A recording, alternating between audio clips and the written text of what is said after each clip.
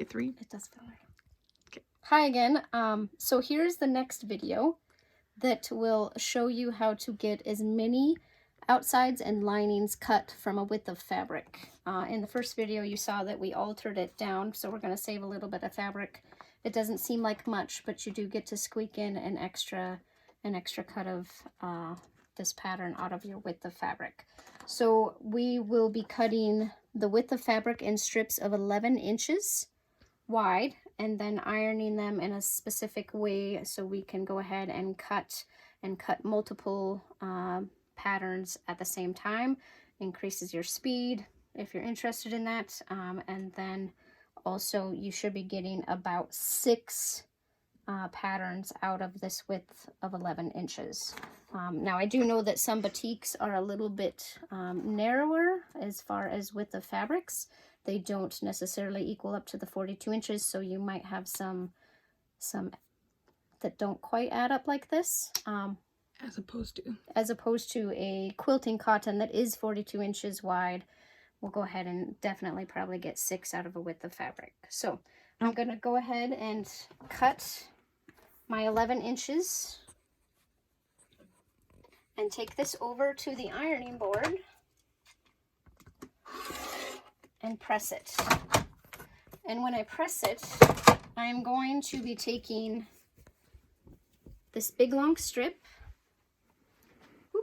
flippy-roo, and I'm going to press it right sides together with the wrong sides out, because when we get to doing the nose pleat and the chin pleat, we're going to actually be marking them on the wrong sides of the fabrics and sewing them on the wrong sides of the fabrics.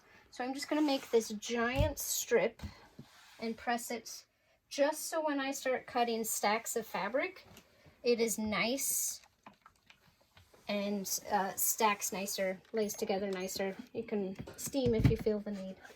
And then I like to fold them in half. And then I can get 3 cuts, 1, 2, 3, 6 out of a width of fabric. So we'll take this back over to the cutting board. If you're comfortable with cutting and you have a really nice sharp blade, you can lay 2 of these pieces on top of each other. And then I, like I said, found a scrap of template plastic. If you don't have template plastic, just be super careful. I would recommend getting a skinny ruler, and then you can lay this as close as you can. It is kind of a tight pinch, but then you just lay your 1/4 inch on those seam marks and you trim on the ruler, and that helps significantly with a stack of fabric like this. Ladies, I found in making these masks that close counts, so I just kind of grab my sharp blade and my template plastic and line things up the best I can and kind of go.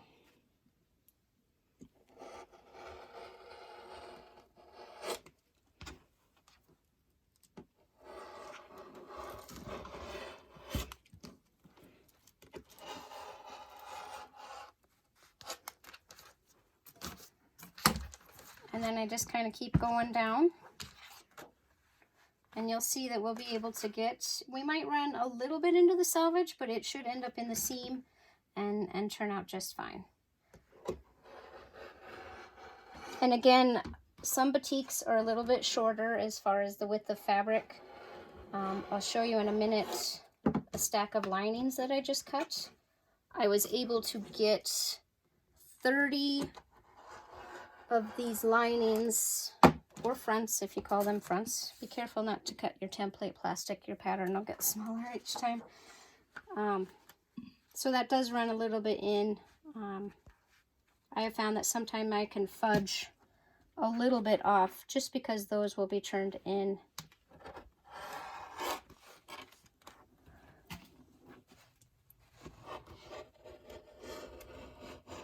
And those will be tucked in the seams once we get to making these.